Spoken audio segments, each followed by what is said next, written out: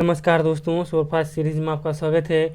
तो चलिए आज हम आप लोग के लिए भूगोल का ये रिवीजन क्लास लेकर आ गए हैं और यह बहुत ही गर्दा क्लास होने वाला है, क्योंकि देखिए जो लोग अभी हमारे चैनल पर नए हैं उनके लिए भी बहुत ही हेल्पफुल होगा, और जो शुरू से जब से हम तहलका सीरीज दे रहे हैं उनके लिए तो यह क्लास जो है पूरा हलवा लगेगा।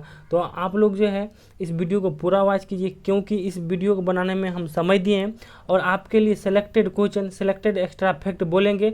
और देखिए इसमें हम टोटल 17 टॉपिक पे डिस्कशन करने वाले हैं, जिनमें है देखिए सौरमंडल, नदी डेल्टा और नदी का उद्गम स्थल, झील है, पर्वतीय पर्यटन स्थल है, नदियों के किनारे बसे प्रमुख शहर बताएंगे और नेशनल पार्क के बारे में बताएंगे, जलप्रपात, वर्षा, मिट्टी, पशुपालन, खाद्यान्न, अनुसंधान, पृथ्वी और कहते हैं सीमा रेखा, राज्य राजधानी, ग्रीनविच टाइम और देखिए क्षेत्रफल के अनुसार और जनसंख्या के अनुसार छोटा बड़ा राज्य।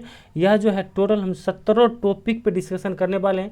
आप देखिए सभी टॉपिक से हम 2-4 क्वेश्चन लिए हैं और इसका एक्स्ट्रा फैक्ट जितना बनेगा 10, 12, 15 हम सभी बोलेंगे, क्योंकि देखिए जो लोग हमारे चैनल पे शुरू से हैं उन लोगों को तो ये क्योंकि बउआ जग का क्लास लगेगा, क्योंकि देखिए वह क्लास आप लोगों को सभी पढ़ा हुआ है, और जो अभी हमारे चैनल पे नए हैं उनको भी यह बहुत ही आसान लगेगा। बस आप लोग इस वीडियो को 3 बार देखिएगा, इसीलिए हम छोटा वीडियो में ज़्यादा कंटेंट देने की कोशिश करते। यह जो है 1 घंटा का वीडियो होगा और आप लोग कहते हैं कि 3 बार देखिए। पहले बार तो आप 1 घंटा देखिए, उसके बाद क्या कीजिएगा फिर टाइम बढ़ा के देखिएगा दूसरा बार में, और तीसरा बार देखिएगा उससे भी ज़्यादा मतलब स्पीड करके आप देख लीजिएगा, आपका कवर हो जाएगा। ठीक है, ज्योग्राफी। तो चलिए इस टेस्ट सीरीज की शुरुआत करते हैं और आप लोग से रिक्वेस्ट करते हैं कि आप लोग प्लीज़ वीडियो को डाउनलोड नहीं कीजिएगा, क्योंकि देखिए हमारा चैनल अभी मोनेटाइज नहीं हुआ है, क्योंकि अभी 2-3 महीना से ही हम शुरुआती चैनल है और 2-3 महीना से वीडियो अभी हम दे रहे हैं, इसीलिए अभी मोनेटाइज नहीं हुआ है। तो आप लोग कहते हैं कि आप लोग डाउनलोड मत कीजिएगा प्लीज़। अगर हमें हेल्प करना चाहते हैं तो ऑनलाइन ही देखिए, और आप लोग को यह वीडियो कैसा लगता हो आप हमें कमेंट करके बताइए। बस आप लोग शुरू से अंत तक इस वीडियो को वॉच कीजिए और देखिए कि यह वीडियो आप लोग के लिए कितना हेल्पफुल रहता है। और इसी टाइप का और हम 5 वीडियो सभी सब्जेक्ट से हम देने वाले हैं, जैसे हिस्ट्री से भी, पॉलिटी से भी, या फिजिक्स, केमिस्ट्री, बायोलॉजी सभी से देने वाले हैं। बस इसमें देखते हैं कि आप लोग का कैसा फीडबैक रहता है। तो चलिए इस क्या कहते हैं ज्योग्राफी सीरीज का शुरुआत करते हैं। तो पहला क्वेश्चन है कि सौर मंडल की खोज किसने किया? तो ऑप्शन में न्यूटन, विलियम आर्थर, कोपरनिकस, इनमें से कोई नहीं। तो देखिए सौर मंडल की खोज जो है किसने किया था? कोपरनिकस ने किया था। अब चलिए सौर मंडल। तो देखिए सौर मंडल का मुखिया किसे कहा गया है? तो सूर्य को कहा जाता है। अब देखिए सूर्य में जो इतना ऊर्जा बनता है किसके कारण बनता है? तो नाभिकीय संलयन के कारण। और देखिए सूर्य में जो है 71% हाइड्रोजन और 26.5% जो है हीलियम पाया जाता है। अब देखिए अगला क्वेश्चन है कि सौरमंडल में सबसे बड़ा ग्रह कौन है? तो ऑप्शन में बुध, शुक्र, बृहस्पति, शनि। तो देखिए सौरमंडल में सबसे बड़ा कौन है, ग्रह कौन है? तो बृहस्पति है। अब बड़ा ग्रह जान लिए तो छोटा ग्रह भी जान लीजिए। सबसे छोटा ग्रह जो है बुध है। अब देखिए सबसे गर्म ग्रह कौन है? शुक्र है। और सबसे ठंडा ग्रह कौन है? तो अरुण है। और देखिए शनि ग्रह जो है यह तैरता हुआ ग्रह भी प्रतीत होता है और इसमें जो है वलयों की संख्या पाई जाती है। अब देखिए शुक्र ग्रह को जो है सबसे गर्म ग्रह जैसे कहे, और शुक्र ग्रह को शाम का तारा या सुबह का तारा भी कहते हैं। ठीक है, अब अगला क्वेश्चन देखते हैं कि सबसे गर्म ग्रह कौन है? तो ऑप्शन में अरुण, शुक्र, मंगल, शनि। जैसा कि आप लोग ऊपर बता चुके हैं कि सबसे गर्म ग्रह कौन है? शुक्र है। और सबसे ठंडा ग्रह कौन है? तो अरुण है। ठीक है, अब आप लोग को बताते हैं कि देखिए सूर्य जो है एक तारा है। आप लोग को पूछ दे कि ऑप्शन में दे दे कि निम्न में कौन तारा है? पृथ्वी, शुक्र, मंगल और सूर्य। तो देखिए ये तीनों तो हो जाएगा आपको ग्रह, मगर सूर्य जो है एक तारा है। और देखिए पृथ्वी का सबसे नज़दीक का तारा कौन है? तो सूर्य है, इसीलिए सूर्य हमें इतना बड़ा दिखाई देता है। और देखिए आप लोग को बता दें यहाँ से कि हेली धूमकेतु जो है पुनः कब दिखाई देगा? 2062 में दिखाई देगा। अब आप लोग को बताते हैं कि देखिए चंद्र ग्रहण होता है और सूर्य ग्रहण भी होता है। तो देखिए चंद्र ग्रहण हमेशा कब लगता है? पूर्णिमा के दिन लगता है। और सूर्य ग्रहण कब लगता है? हमेशा अमावस्या के दिन लगता है। अब देखिए चंद्र ग्रहण में क्या होता है कि, और सूर्य ग्रहण में क्या होता है? देखिए जब सूर्य ग्रहण लगता है तो चंद्रमा बीच में आ जाता है, और जब चंद्र ग्रहण लगता है तो पृथ्वी बीच में आ जाता है। बस आप लोग ये ध्यान रखिएगा। देखिए हम एक्स्ट्रा फैक्ट बोल रहे हैं, आप लोग को कुछ भी लिखना नहीं है, बस सुनना है। और आप लोग को बताते हैं कि इस वीडियो को आप लोग 3 बार जरूर देखिएगा, और प्लीज़ ऑनलाइन ही देखिएगा, जिससे हमें भी कुछ सपोर्ट मिल पाए। ठीक है, अब अगला क्वेश्चन देखते हैं। अगला क्वेश्चन है कि सूर्य का प्रकाश पृथ्वी पर लगभग कितने मिनट में पहुंचता है? तो ऑप्शन में 8, 7, 6, 5। तो देखिए सूर्य का प्रकाश पृथ्वी पर लगभग कितने मिनट में पहुंचता है? तो 8 मिनट में। अगर दे दे 8.20 सेकेंड, तो 8.20 सेकेंड भी आंसर होगा, मगर यहाँ लगभग दिया हुआ तो इसीलिए हम 8 मारे। अब देखिए अंतरिक्ष में कितने तारामंडल हैं, तो ऑप्शन में 100, 90, 89, 70। तो देखिए अंतरिक्ष में जो है कितने तारामंडल है, 89 तारामंडल है, ठीक है। अब चलिए अगला क्वेश्चन देखते हैं। अगला क्वेश्चन है कि निम्न में कौन नदी डेल्टा नहीं बनाती है, तो ऑप्शन में गंगा, महानदी, गोदावरी, ताप्ती। तो देखिए कौन नदी डेल्टा नहीं बनाती है, तो देखिए दो नदी आप लोग याद रखिएगा जो डेल्टा नहीं बनाती है, एक है नर्मदा और एक है ताप्ती। तो इसका आंसर क्या हो जाएगा, ताप्ती, ठीक है। अब देखिए ये डेल्टा क्या होता है, और आपको बताते हैं कि जब कोई नदी अपने लास्ट मुहाना पे अगर मिट्टी घसीट के ले जाता है, धीरे धीरे मान लीजिए शुरू से रौद्र रूप पकड़े रहता है जहाँ से उद्गम होता है, और मिट्टी काटते काटते जब समुद्र में जहाँ उसका उद्गम स्थल आता है, वहाँ अंतिम जाते जाते जहाँ मिट्टी का पूरा वो क्या कहते हैं दलदली स्थान बना जाता है, तो वही होता है डेल्टा। और आप लोग को बता दें कि भारत का सबसे बड़ा डेल्टा ही नहीं, विश्व का सबसे बड़ा डेल्टा सुंदरबन डेल्टा है, जो गंगा और ब्रह्मपुत्र नदी के मुहाना पर है, ठीक। अब अगला क्वेश्चन है कि कृष्णा नदी का उद्गम स्थल कहाँ है, तो ऑप्शन में महाबलेश्वर, अमरकंटक, छोटा नागपुर पठार और तिब्बत। तो देखिए कृष्णा नदी का उद्गम स्थल जो है महाबलेश्वर है, ठीक है। अब और नदी का उद्गम स्थल देख लेते हैं। देखिए सिंधु, सतलज और ब्रह्मपुत्र नदी का उद्गम स्थल जो है तिब्बत के मानसरोवर झील के पास है। और देखिए गोदावरी नदी से गोदावरी जो है नासिक जिले के त्रंबक पहाड़ी से निकलता है, और गंगा नदी जो है गंगोत्री के समीप गौमुख हिमानी से निकलता है। कृष्णा नदी जैसा कि बताती है कि महाबलेश्वर से निकलता है, और झेलम नदी जो है शेषनाग झील से निकलता है, और सोन नदी जो है अमरकंटक की पहाड़िया से निकलता है, और कोसी नदी जो है गोसाईनाथ चोटी से निकलता है, और गंडक नदी नेपाल से निकलता है। तो आप लोग को बस यहाँ दो ये इंपॉर्टेंट भी याद रखना कि हमारे बिहार का कि कोसी नदी गोसाईनाथ चोटी और गंडक नदी नेपाल से, ठीक है। अब चलिए अगला क्वेश्चन देखते हैं। अगला क्वेश्चन है कि दक्षिण भारत की सबसे बड़ी नदी कौन है, तो ऑप्शन में गंगा, कावेरी, गोदावरी, ब्रह्मपुत्र। तो देखिए दक्षिण भारत की सबसे बड़ी नदी कौन है, तो गोदावरी है, और भारत की सबसे बड़ी नदी कौन है, तो गंगा है, ठीक है, जिसका लंबाई कितना है 2510 किलोमीटर है, ठीक। अब अगला क्वेश्चन देखते हैं कि विश्व की सबसे बड़ी नदी द्वीप माजुली का निर्माण किस नदी से हुआ है, तो ऑप्शन में गंगा, ब्रह्मपुत्र, यमुना, सोन। तो देखिए विश्व की सबसे बड़ी नदी द्वीप जो है माजुली का निर्माण ब्रह्मपुत्र नदी से हुआ है। अब आप लोग कहिएगा कि ये नदी द्वीप क्या होता है, कि जो लोग नदी किनारे वाले गांव से होंगे वहाँ देखिए होइए कभी कभी नदी के बीच में टीला की तरह निकल जाता है। जैसे आप गांधी सेतु होते हुए जाइएगा तो देखिए बीच में जो गंगा नदी के बीच में एक टीला की तरह है, तो वही होता है द्वीप। और उसी तरह सबसे बड़ा नदी द्वीप जो है ब्रह्मपुत्र नदी के द्वारा माजुली का निर्माण हुआ है, जो असम में है, ठीक। अब अगला क्वेश्चन देखते हैं कि बिहार का शोक किस नदी को कहते हैं, तो ऑप्शन में सोन, गंगा, गंडक, कोसी। तो देखिए बिहार का शोक जो है किस नदी को कहते हैं, कोसी नदी को कहते हैं, और कोसी नदी को जो है मार्ग परिवर्तन करने वाला भी नदी कहते हैं। और कोसी नदी का उद्गम स्थल कहाँ है, गोसाईनाथ चोटी है, ठीक।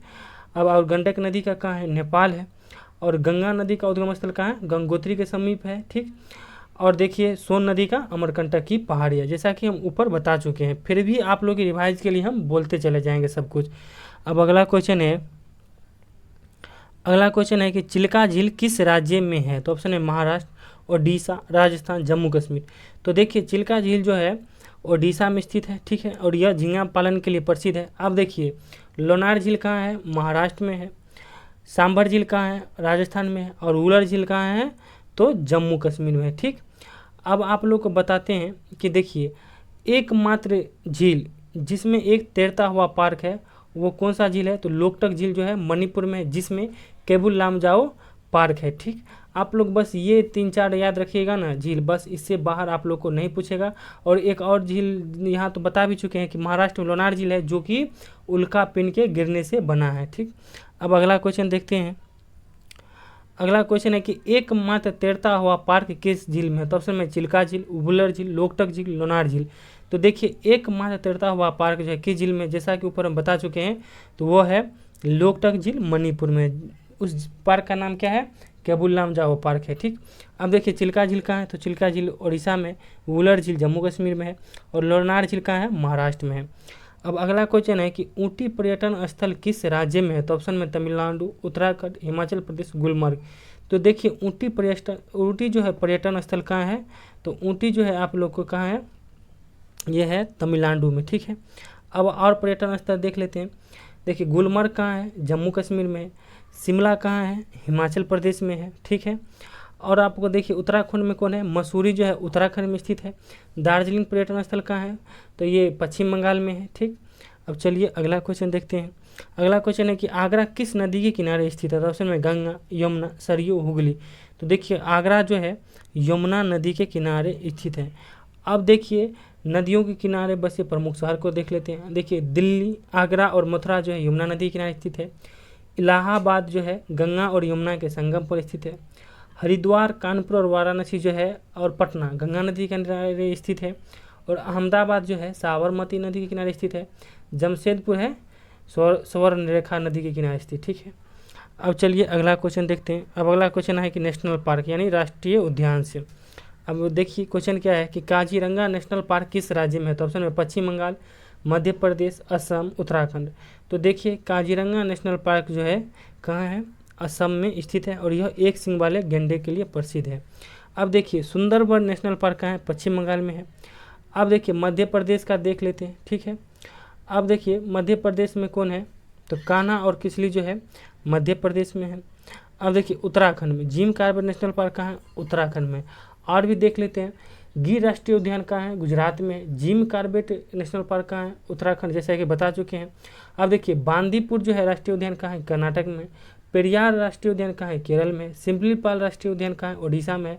और मानस और काजीरंगा दोनों कहाँ है, असम में है। और देखिए सुंदरबन जैसा कि बता चुके हैं पश्चिम बंगाल में। और वाल्मीकि जो है बिहार में, पश्चिम चंपारण में है, ठीक है, वाल्मीकि राष्ट्रीय उद्यान। अब अगला क्वेश्चन है कि एकमात्र तैरता हुआ पार्क किस राज्य में है, तो ऑप्शन में राजस्थान, मणिपुर, असम, बिहार। तो देखिए एकमात्र तैरता हुआ पार्क किस राज्य में है, मणिपुर में, जैसा कि ऊपर हम बता चुके हैं। देखिए सिर्फ आप लोग को हम रिवाइज करा रहे हैं, ठीक है, और यह रिवीजन की क्लास है। और आप लोग इस वीडियो में पूरा आप लोग का ज्योग्राफी का जो इंपॉर्टेंट क्वेश्चन आने वाला है। और देखिए आप लोग को सिर्फ ज्योग्राफी से जो है 6 से 7 क्वेश्चन पूछा जाता है और पूरा आप लोग को इसमें रिवीजन होने वाला है। बस आप लोग इस वीडियो को पूरा देखिए। अब अगला क्वेश्चन है कि भारत का सबसे पुराना राष्ट्रीय पार्क कौन है, तो ऑप्शन में मानस, जिम कॉर्बेट, काजीरंगा, सरिस्का। तो देखिए भारत का सबसे पुराना राष्ट्रीय पार्क कौन है, तो जिम कॉर्बेट है। और जिम कॉर्बेट जो है नेशनल पार्क कहाँ है, उत्तराखंड में। और मानस कहाँ है, असम में है। काजीरंगा कहाँ है, यह भी असम में। और सरिस्का कहाँ है, यह राजस्थान में, ठीक है। अब अगला क्वेश्चन है कि किस नदी पर धुआंधार जलप्रपात है, तो ऑप्शन में शरावती नदी, नर्मदा नदी, कावेरी नदी, स्वर्णरेखा नदी। तो देखिए धुआंधार जलप्रपात जो है नर्मदा नदी पर स्थित है। और भी जलप्रपात को देख लेते हैं। देखिए हुंड्रू जलप्रपात जो है स्वर्णरेखा नदी पर है। गोकक जलप्रपात जो है गोकक नदी पर है। और देखिए शिव समुद्रम जलप्रपात जो है कावेरी नदी पर है। और जोग या गौरसप्पा जलप्रपात शरावती नदी पर है। यदि आप लोग को जलप्रपात से पूछा जाता है तो इसके बाहर आप लोग को नहीं पूछा जाएगा क्वेश्चन, ठीक है। अब अगला क्वेश्चन कि भारत में सर्वाधिक वर्षा किस मानसून से होती है, तो ऑप्शन में दक्षिण पश्चिम मानसून, उत्तर पूर्वी मानसून, पूर्वी मानसून, इनमें से कोई नहीं। तो देखिए भारत में सर्वाधिक वर्षा जो है दक्षिण पश्चिम मानसून से होता है, ठीक है। और आप लोग को बता देते हैं कि ठंडा के मौसम में तमिलनाडु में उत्तर पूर्वी मानसून से बारिश होता है, ठीक है। बस ये दो याद रखिएगा। और देखिए भारत में सबसे ज़्यादा वर्षा कहाँ होता है, मौनीसराम में होता है जो मेघालय में है। और सबसे कम वर्षा लेह में होता है, ठीक। अब अगला क्वेश्चन देखते हैं कि भारत में सबसे ज़्यादा वर्षा कहाँ होता है, तो ऑप्शन में लेह, किशनगंज, मौसिनराम और पटना। तो देखिए भारत में सबसे ज़्यादा वर्षा जो है मौसिनराम में होता है। और ये मौसिनराम का है, मेघालय में है। और यह जानते हैं हम कई बार ये जीके टेस्ट सीरीज में भी दे चुके हैं क्वेश्चन, और तहलका सीरीज में तो ये पूरा हम लिखित दिए हुए हैं, ठीक है। तो आप लोग जो नए हैं अभी वहाँ जाइए या ना जाइए, इस वीडियो को मगर 2-3 बार आप लोग जरूर देखिएगा। क्योंकि देखिए हम ये रिवीजन क्लास दिए हुए हैं, क्योंकि कम समय में हम ज़्यादा रिवीजन दे रहे हैं, ठीक। अब देखिए जैसा कि ऊपर बताएं कि लेह में जो है सबसे कम वर्षा होता है। अब देखिए किशनगंज है, बिहार के किशनगंज जिला में सबसे ज़्यादा वर्षा होता है, ठीक। अब अगला क्वेश्चन देखते हैं कि भारत में सबसे ज़्यादा कौन मिट्टी पाई जाती है, तो ऑप्शन में जलोढ़ मिट्टी, काली मिट्टी, लाल मिट्टी, लेटेराइट मिट्टी। तो देखिए भारत में सबसे ज़्यादा जो है जलोढ़ मिट्टी पाई जाती है और सबसे ज़्यादा उपजाऊ भी जलोढ़ मिट्टी है। अब देखिए काली मिट्टी जो है सबसे ज़्यादा गुजरात और महाराष्ट्र में पाया जाता है। अब देखिए आप लोग को बताते हैं कि जलोढ़ मिट्टी, ठीक है।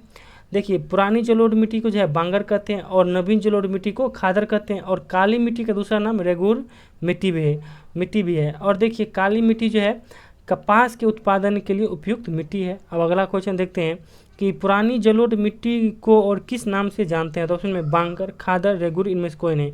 तो देखिए पुरानी जलोढ़ मिट्टी को जो है बांगर के नाम से जानते हैं, और नई जलोढ़ मिट्टी को जो है यानी नवीन जलोढ़ मिट्टी को खादर के नाम से जानते हैं, और काली मिट्टी को जो है रेगुर मृदा कहते हैं।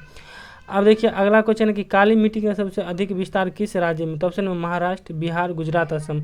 यदि देखिए ऑप्शन में दोनों आ गया महाराष्ट्र और गुजरात, तब आप महाराष्ट्र मारिए। यदि स्पेशल गुजरात आएगा तो गुजरात मारिए, अगर स्पेशल महाराष्ट्र आएगा तो महाराष्ट्र मारिए, नहीं तो अगर दोनों आ जाता है तब फिर महाराष्ट्र मारिए, ठीक है। और देखिए काली मिट्टी जो है कपास उत्पादन के लिए उपयुक्त मिट्टी है, ठीक। अब अगला क्वेश्चन देखते हैं कि काली मिट्टी किस फसल के लिए सर्वाधिक उपयोगी है? तो ऑप्शन में धान, कपास, काजू, गेहूँ।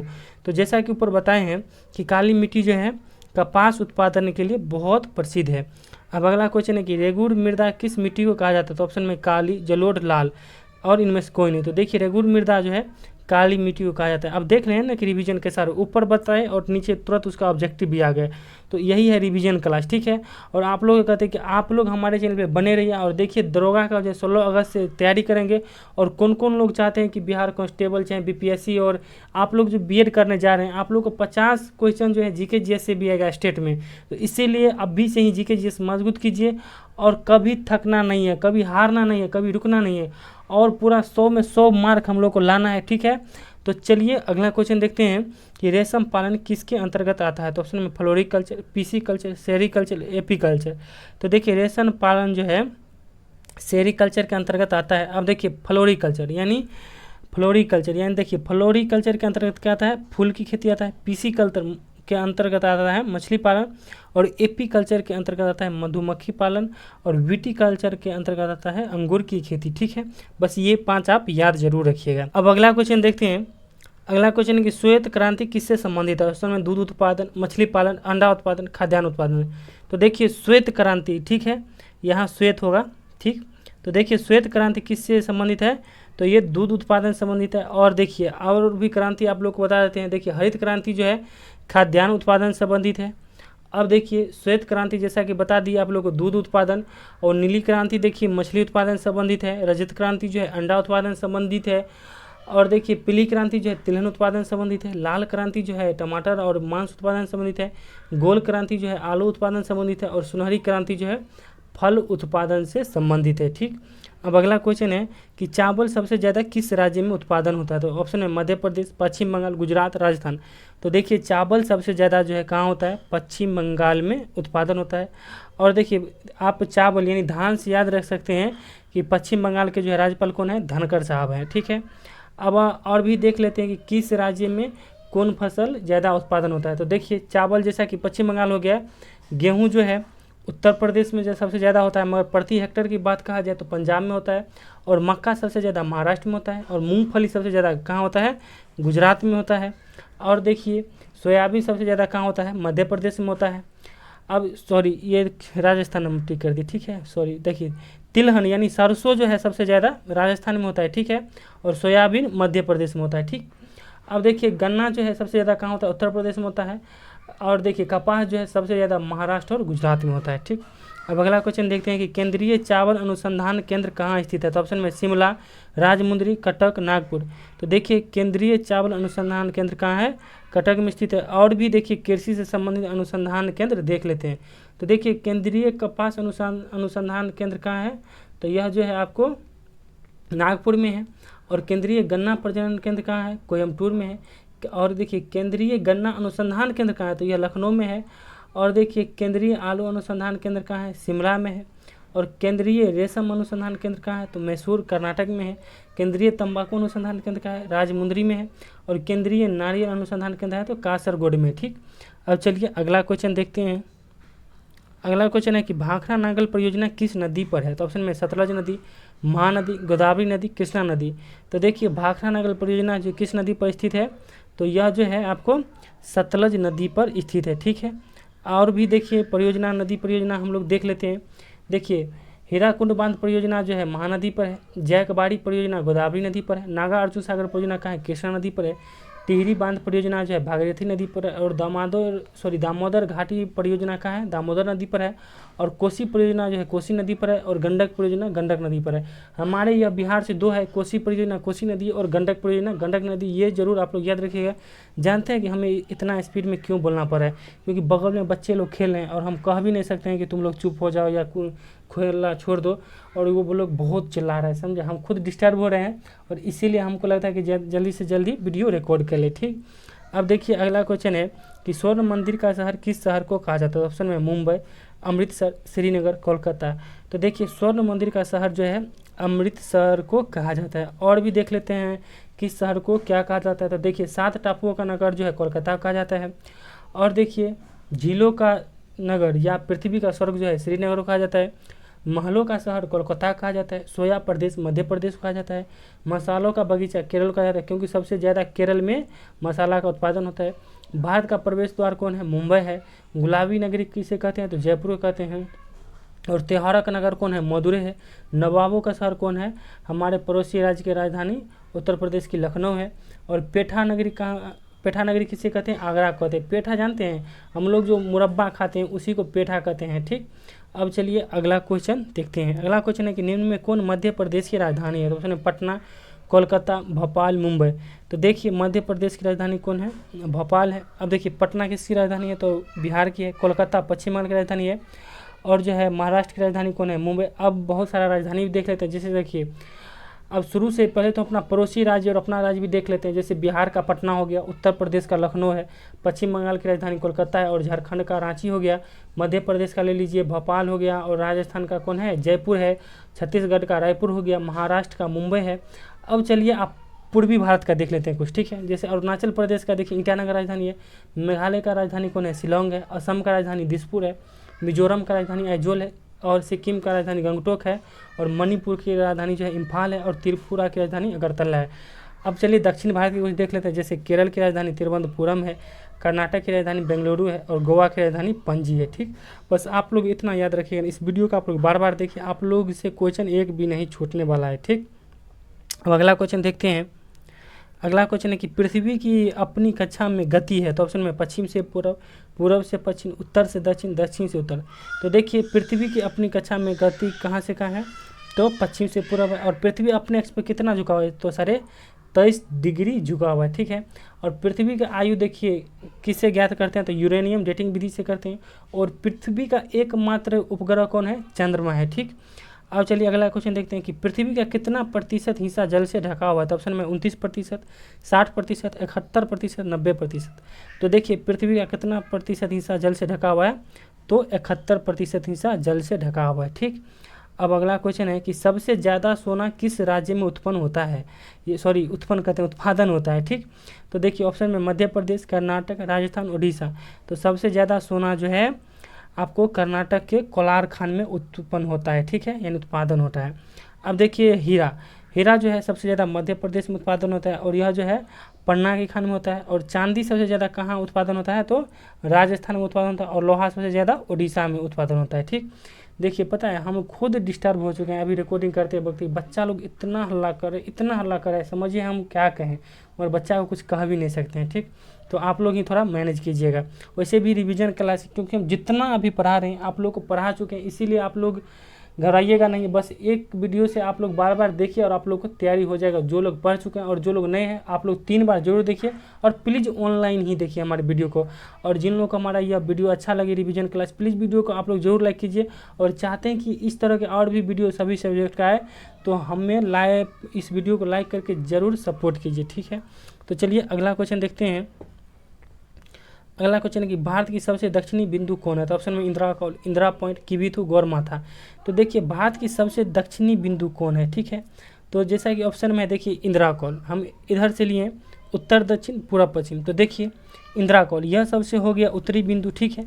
अब देखिए सबसे दक्षिणी बिंदु कौन हो जाएगा, इंदिरा पॉइंट हो जाएगा। और सबसे पूर्वी बिंदु किबिथु है जो अरुणाचल प्रदेश में। और सबसे पश्चिमी बिंदु गौरमाथा जो है गुजरात में, ठीक है। आप लोग इस तरह याद रखिएगा। यदि आपका आ जाए कि इंदिरा पॉइंट का दूसरा नाम कौन है, तो पिग्मेलियन पॉइंट है, ठीक है।